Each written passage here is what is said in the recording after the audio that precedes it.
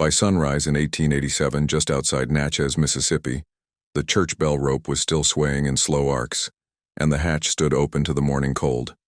The bell had rung 13 times past midnight. That much the town swore to, though nobody living in that parish could say why a man of God would pull a bell cord that way in anger, when no soul had died and no Sunday had come. The rope kept moving long after he stopped, or after he was gone. Men in Natchez, Mississippi, still do not speak directly about what hung in that tower, but they remember the swaying. They remember that no explanation ever fit. Father Matthias had climbed those stairs alone, and the town had heard every movement he made in the dark. He was 43 years old, born in Prussia, bone-thin, with hands that looked more like iron tools than hands made for blessing. 30 years he had stood at that stone altar in that parish, and for nearly all of them, he had been a man who took things from the people around him, not coin or goods, but something harder to name. He took certainty from sinners. He took grace from those he deemed unworthy.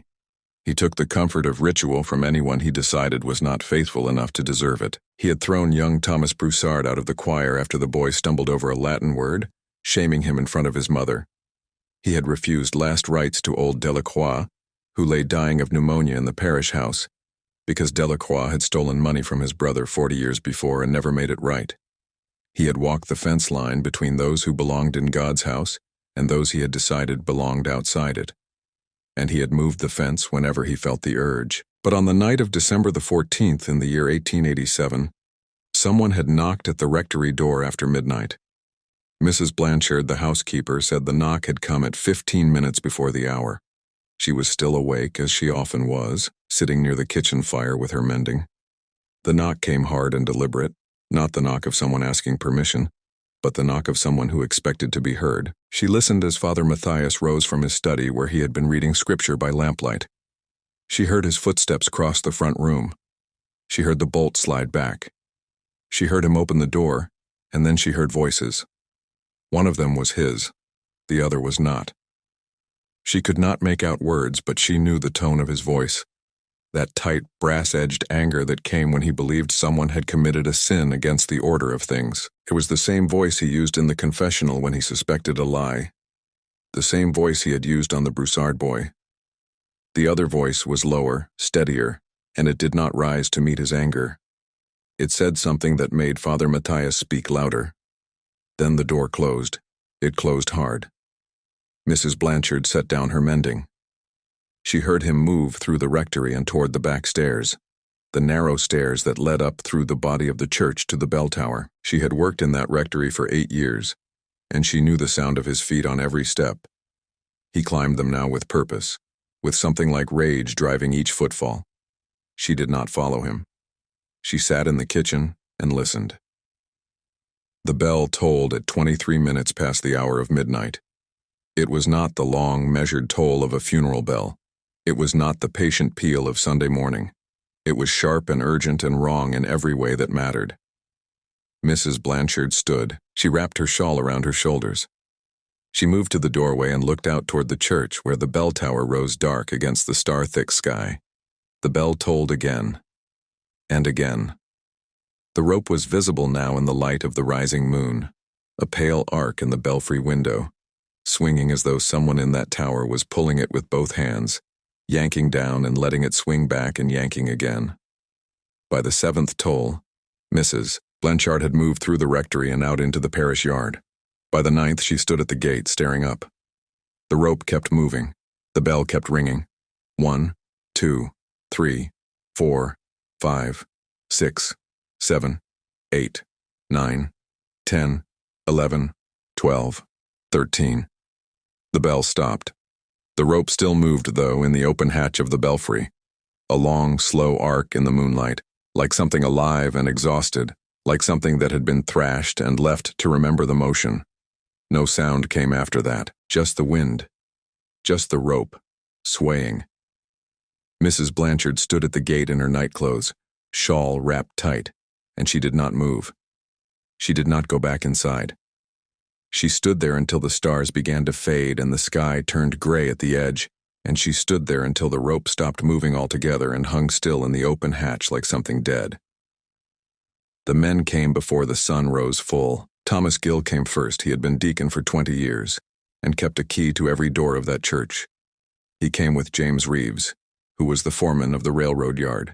He came with the Dufresne brothers, who worked the timber mill north of town. He came with old Charles Fontenot, who had been the previous deacon and now spent his days sitting on his porch watching the town go about its life. He came with young Robert Ansell, who was the butcher's son and still had the kind of strength that did not yet know what it was for. They went up the stone stairs with a lamp held high, and Thomas Gill's hand was on the iron rail, the way a man's hand is on a rail when he is trying to decide whether to keep climbing. The stairs spiraled up through shadow.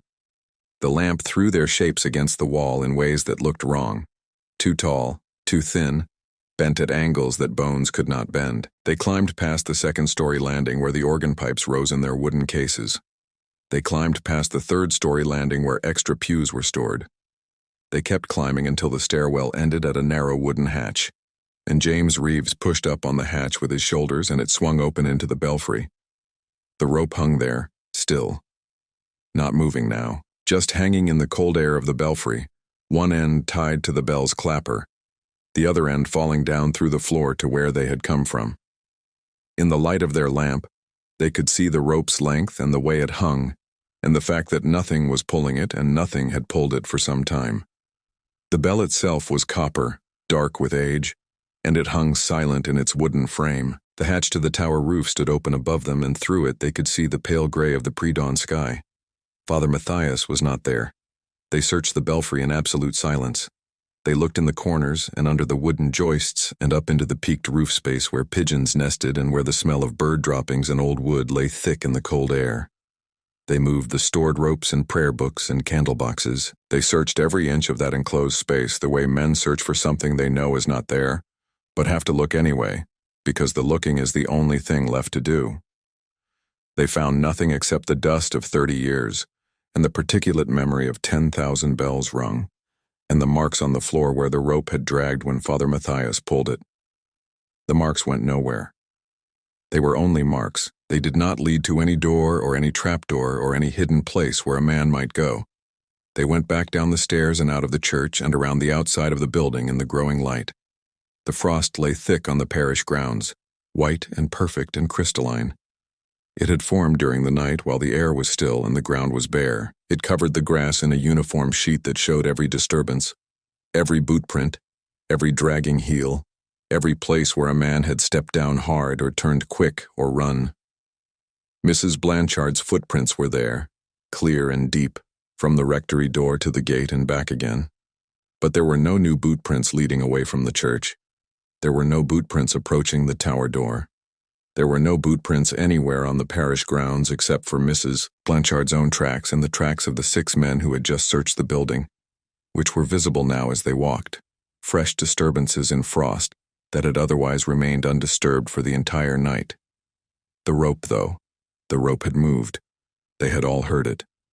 Mrs. Blanchard had seen it swaying. It had swung with such force that the bell had rung 13 times, and no man could pull a bell rope 13 times without leaving tracks, without pushing against the ground, without the whole world knowing that something had happened.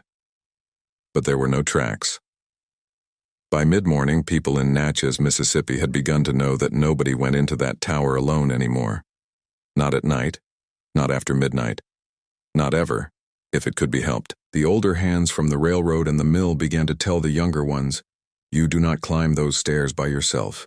You do not ring that bell alone. You do not go where that rope hangs, especially not when the wind is coming up from the river and the frost is on the ground, and there is no sound except the sound of your own breathing, and the sound of rope moving in the dark above your head."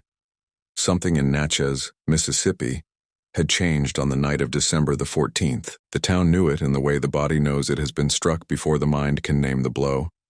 The change was already in the air like the smell of metal before a storm. Men who passed the church on their way to the railroad yard did not look up. Women who brought their children to services made sure they never went alone to any room in that building that was not fully lit. The Broussard boy, who had been shamed in the choir, did not come back to services. Old Delacroix's family, though he was long dead and in the ground, seemed to move through town with a weight on their shoulders that had not been there before. And the rope, in the belfry, hung still in the dark, waiting for the next time someone would dare to touch it. The timeline came together in pieces, the way such things always do, in fragments of memory and the half-certain recollections of people who had not been looking for anything to remember when it was happening. By midday on December the 14th, when the town had organized itself into search parties, Thomas Gill and the others had begun to build the hours backward from the bell ringing 13 times. Mrs. Blanchard said Father Matthias had come down from his study at approximately a quarter before midnight. She had heard him move through the rectory. She had heard him acknowledge the person at the door, though she could not hear words. This much was certain: the bell began ringing at 23 minutes past midnight. This much was also certain because old Charles Fontenot had been sitting on his porch. He sat there most nights when sleep would not come, and he had counted the bells. 1 through 13. He was clear about the number. 13 was not a number that came by accident, so between a quarter before midnight and 23 minutes past midnight, there was a gap of approximately 38 minutes. In those 38 minutes, Father Matthias had moved from the rectory door to the bell tower and climbed the stone stairs and pulled the bell rope 13 times with enough force to make the rope swing in arcs that could still be seen moving when Mrs. Blanchard reached the gate. 38 minutes for a man climbing stairs and ringing a bell and then, what? Vanishing? But the frost showed no footprints leaving the church. It showed no footprints anywhere except the ones they already knew about. By 2 in the afternoon, when the search parties were being organized, this fact had begun to move through the town like a contagion. A man could not ring a bell 13 times without existing. A man could not climb a tower and ring a bell and then simply not be there anymore without the frost showing where he went. And yet, the frost showed nothing. James Reeves organized the first real search. He was the foreman of the railroad yard, a man of 49 with a methodical mind and hands that knew how to work without confusion. He gathered 15 men from the railroad and the mill and the dock. He had them mark off a grid around the church, a perimeter that extended outward in 4 directions, north and south and east and west, reaching out from the church in ever-widening squares. He had them tie strips of white rag to the fence posts at the corners of each square, so that as they moved through the area on foot, they would know which squares they had already covered and which ones still remained. The dogs came at 3 o'clock. There were 5 of them, working hounds from the lumber mill, animals trained to track scent in forest and field. Their handler was a man named Lucian, who had worked with dogs his entire life and could read their behavior the way other men read newspaper print. He brought them to the church and let them smell the places where Father Matthias was known to have walked. His study, his room, the small garden behind the rectory where he took his evening constitutional. He let them smell the bell rope that hung still in the belfry, though the smell of it was old now, hours old. And Lucian knew that the fresher a scent, the easier it was to follow. But the dogs would not work. Lucian brought them to the parish steps and let them cast about, their noses down, their bodies moving in the searching pattern they had been trained to move in. For a moment, they worked. Their tails moved. Their ears pointed forward. They seemed to understand that they were supposed to find something. And then, at the same moment, all 5 of them together, as though responding to a signal that only they could hear, they simply stopped. They lay down on the frozen ground. They put their heads on their paws. They would not move. Lucian called them. He used the whistles and the hand signals and the verbal commands that had always worked before. The dogs would not rise. They lay on the frost with their ears flat and their eyes pointed away from the church, and they made a low, continuous whining sound that set the men's teeth on edge. 3 of the men nearby said they heard fear in that sound. Not confusion, but fear. Fear of something that the dogs knew was in that place but that the men could not see. By 4 o'clock, Lucian had given up trying to work the dogs. He took them back to the mill, where they immediately became calm and normal again, as though the permission to behave like animals in a world that made sense had been returned to them. The search by foot began at 4 o'clock and continued until full dark. The men moved shoulder to shoulder through the scrub grass and the frost-stiff fields that surrounded the church, their eyes on the ground, their minds working on the problem of how a man could disappear without leaving a trace. They found nothing. The rag strips marked the areas they had already covered, and they moved methodically from section to section, their feet breaking the frost into small, sharp crystals that clung to their boots and their trousers. Behind them, the marked sections lay empty of any sign. No torn fabric, no button, no blood, no piece of bone, no indication that anything had ever moved through those fields except the wind and the natural animals that lived there. But as the afternoon light began to thin and turn gray, the men began to hear a sound. It came from the direction of the cattle gate, approximately 300 yards to the east of the church. It was a sound like a whistle. 2 notes, rising and falling, the kind of sound a man makes when he is calling cattle or calling dogs or calling anything that would recognize the signal and respond. The men heard it. They stopped their search. Several of them turned toward the sound. Young Robert Ansel, the butcher's son, said later that the whistle was familiar.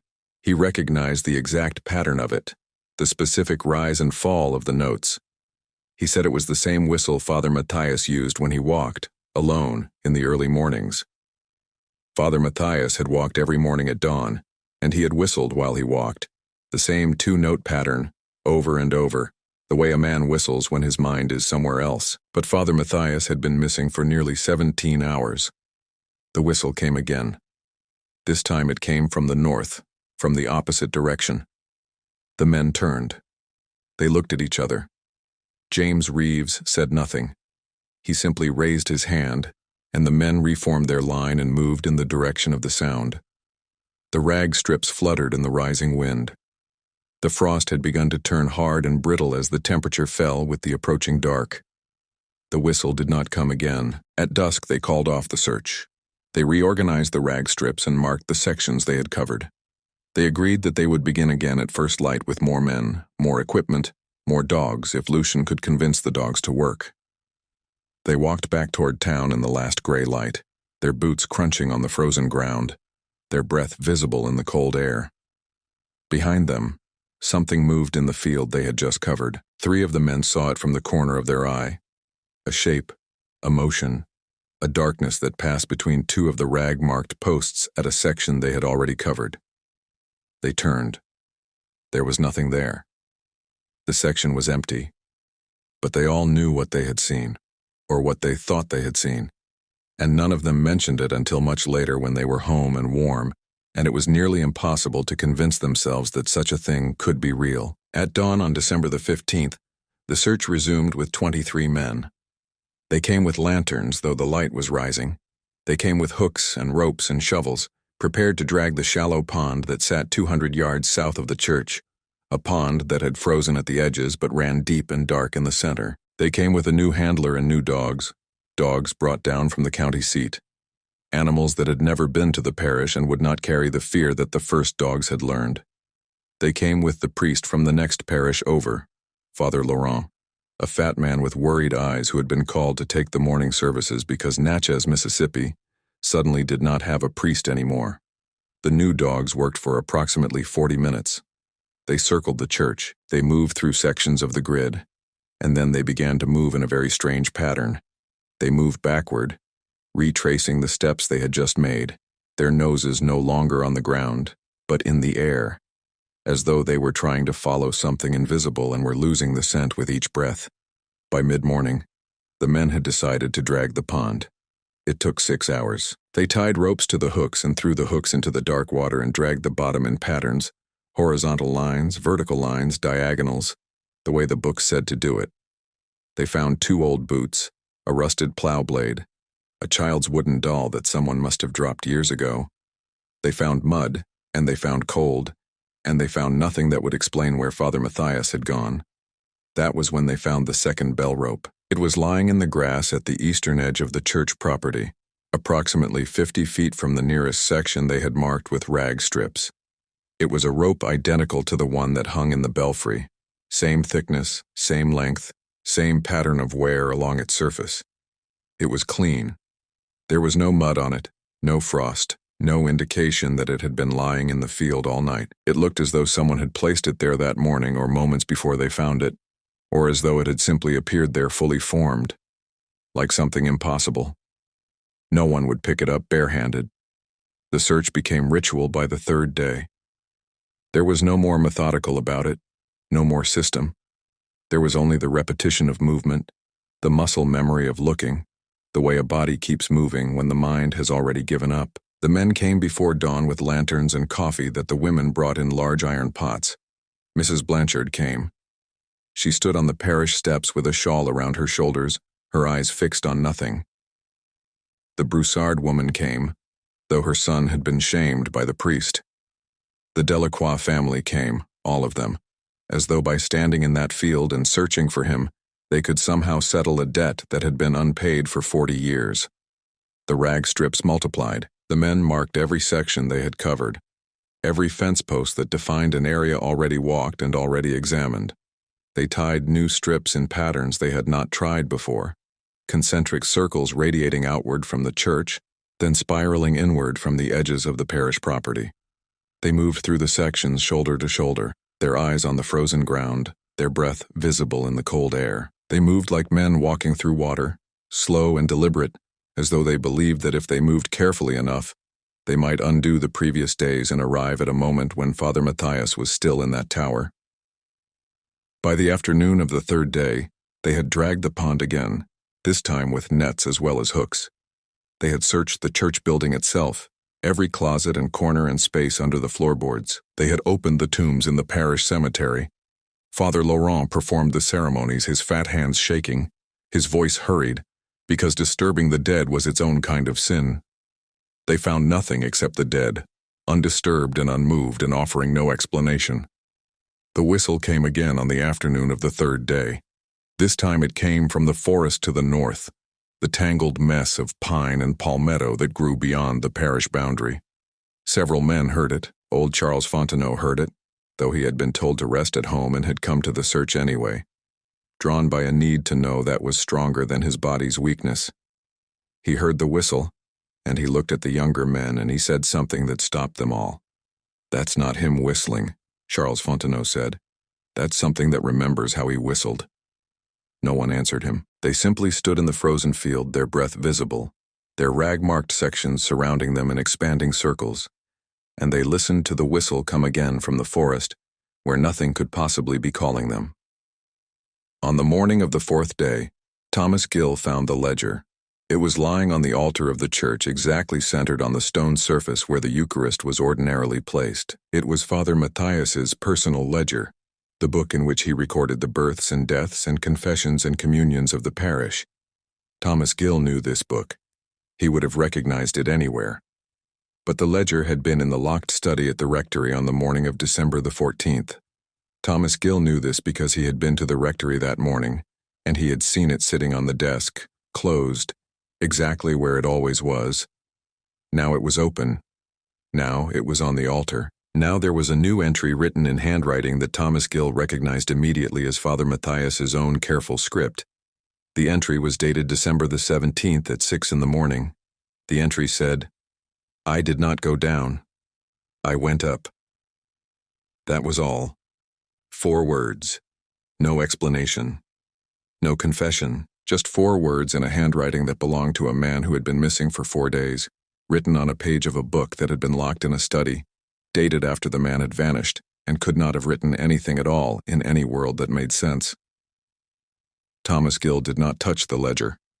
He went to James Reeves, who was organizing the men for the day's search. He told him what he had seen.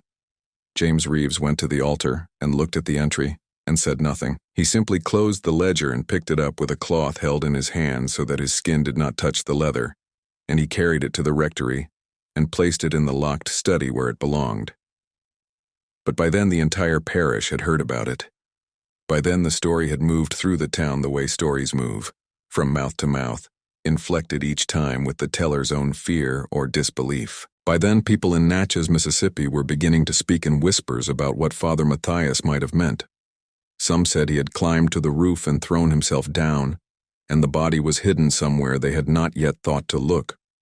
Others said he had simply been taken by something that did not follow normal rules of taking.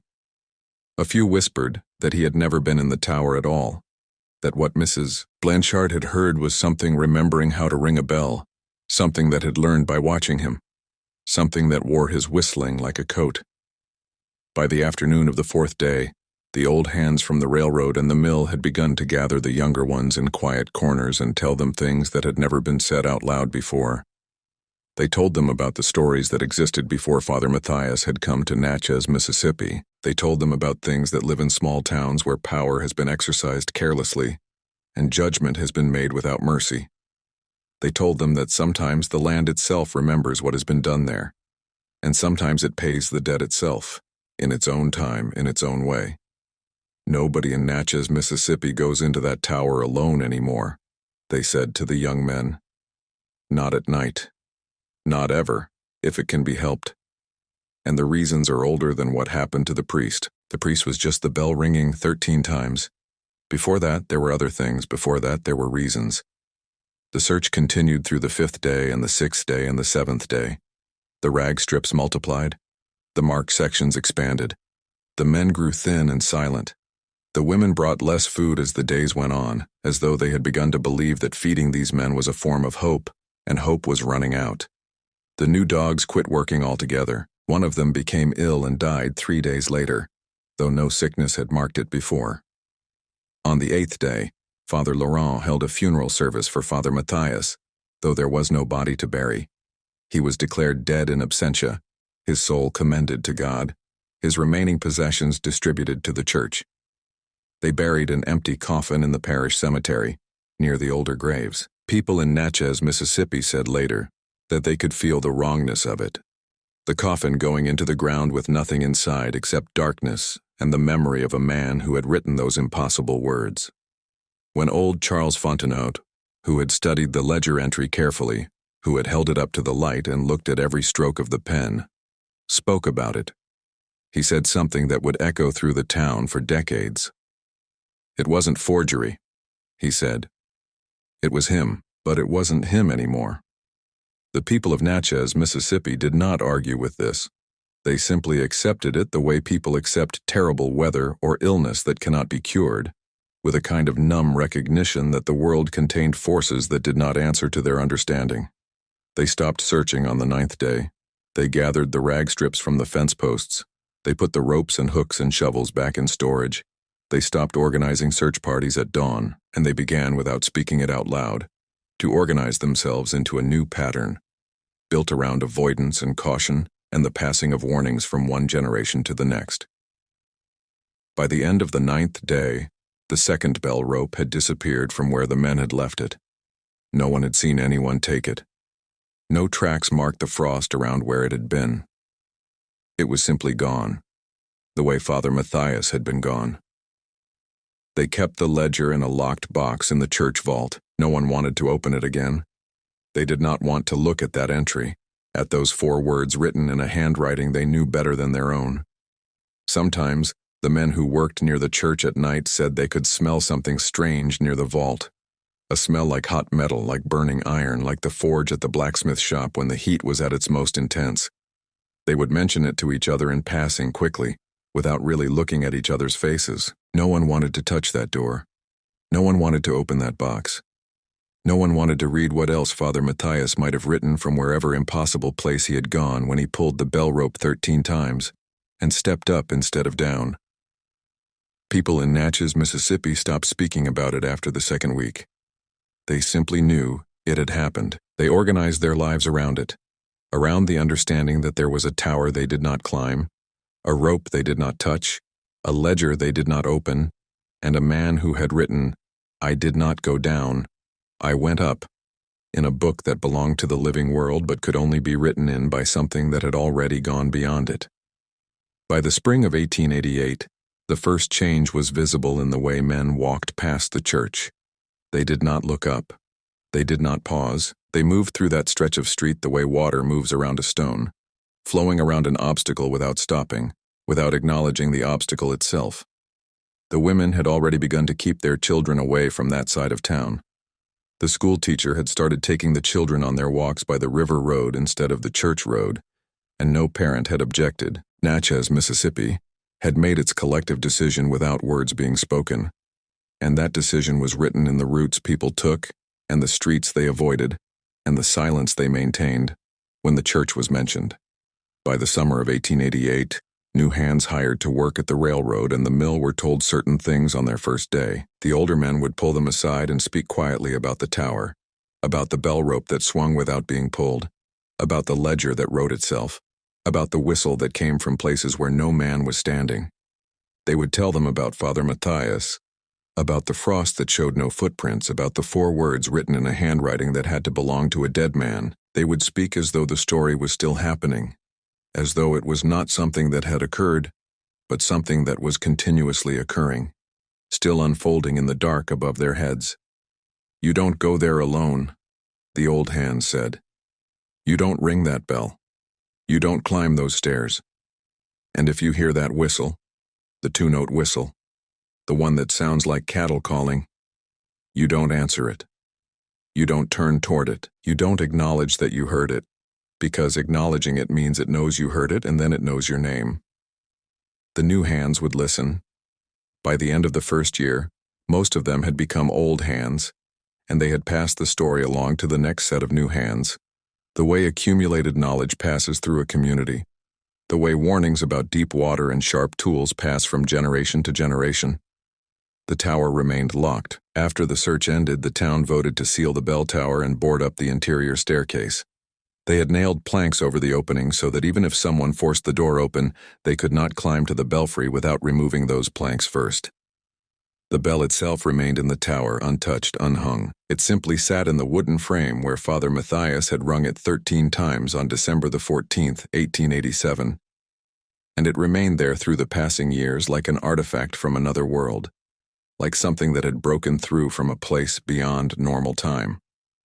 Sometimes people in Natchez, Mississippi, said that they heard the bell ring on certain nights, though the bell was not rung by any human hand, and the tower was locked and sealed and boarded over. It would come at varying times without pattern or rhythm, without any logic that could be understood. It would come once and then silence would return, deep and heavy and complete. The people who heard it would not speak about it during daylight. They would mention it only to each other, only at night, only in hushed tones that suggested they were uncertain whether they had truly heard it or whether the sound had originated inside their own minds. The Broussard family moved to another parish within a year. The shame that Father Matthias had placed on the boy had become a wound that could not heal in that soil. The Delacroix family also left years later, after the old woman had heard the whistle outside her window late one night and had refused to leave the house again, even in broad daylight. They moved upriver, to a place where the land did not remember what had been done there, where the debts had not accumulated the same way. By 1895, 8 years after Father Matthias had climbed the bell tower, the cemetery gate had been replaced. The old iron gate, ornate and intricate, had been taken down and sold for scrap. No one had ever explicitly explained why. It was understood, though, that the old gate had begun to move on its own during the nights, swinging open when it was locked, swinging closed when it was open. It had moved without wind or hand or any force that the living world could recognize. After the 3rd time this happened, the blacksmith had been called, and he had brought that new gate, strong and plain and unmarked by anything except the date it was hung, and no one ever asked about the old gate again. The ledger remained in the locked box in the church vault. Over the years, various priests came to serve the parish, and each was told by the church council that there was a book in the vault and that it should not be opened. Some attempted to open it anyway, driven by curiosity or by the particular need some men have to know forbidden things. But the vault had always been empty when they looked inside, except for the locked box. The box was never where they remembered leaving it. Sometimes it would be moved to the other side of the vault. Sometimes they would find it open in the morning, and inside would be new entries written in a handwriting that none of them recognized, a handwriting that seemed both familiar and entirely foreign. By the turn of the century, the story had become woven into the fabric of Natchez, Mississippi. It was told to children as a warning. It was told to strangers as an explanation. It was told to young couples as a reason to stay on the main roads when they walked at night. There were streets that people did not walk. There were hours of night when certain places were avoided. There were sounds that people heard and did not acknowledge.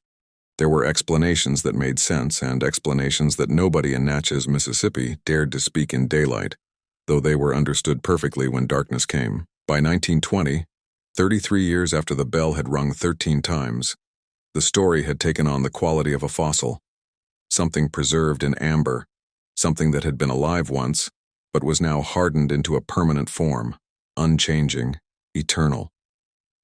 The theories circulated through the town, though everyone knew which ones made logical sense and which ones nobody would ever speak out loud in the light of day. Some said Father Matthias had angered someone who came with violence, but this theory cracked when you considered the frost, the absence of footprints, the impossible ledger entries written after the disappearance. Others said he had climbed to the roof and fallen, that his body lay somewhere unrecovered. But then you had to account for the whistle, the swaying rope, the second bell rope that appeared in a field already searched a dozen times. A few said, quietly and only in trusted company, that the land had taken him, that Natchez, Mississippi had its own kind of hunger, its own kind of memory, and that Father Matthias had accumulated enough debt through his judgments and refusals that the debt had come due. These people did not speak of ghosts or spirits. They spoke of the land itself, as though places could remember what had been done in them, as though the earth and the grass and the ancient trees had consciousness. When old Charles Fontenot died in 1903, he took to his grave the full understanding of what he believed had happened, leaving behind only his final statement. It was him, but it wasn't him anymore. The people of Natchez, Mississippi organized their lives around all these explanations simultaneously. They believed the logical ones and the impossible ones both, holding both truths without requiring them to reconcile. They built new normals around what they had witnessed. They changed their behavior in ways small and profound. They passed the story forward. They made certain choices without stating reasons. They walked different routes. They avoided certain hours. They listened to whistles without turning toward them. They did not climb towers. They did not ring bells. They did not ask out loud what happened. By 1950, the story had become so woven into the town that new people who moved to Natchez, Mississippi, learned it as part of learning the geography. They learned it the way they learned which streets flooded during heavy rain. The story was presented as practical information, as the foundation of custom, as the architecture of safety built into the town itself. And in the church that still stands in Natchez, Mississippi with its sealed bell tower and locked belfry, the bell sits in its wooden frame, waiting in the dark. Sometimes, on certain nights, people passing the church hear that bell ring once, clear and distinct, a single toll that carries across the parish like a voice calling across an impossible distance, calling to someone who went up instead of down, calling from the sealed darkness. The question remains in Natchez, Mississippi, unasked but understood. Which version of what happened that night makes sense in the world as it should be, and which version makes perfect sense in the world as it actually is? Why does nobody in Natchez, Mississippi, dare to speak out loud in the light of day the version that they know, deep in their bones and in their children's bones, is true? Subscribe so you don't miss the next story.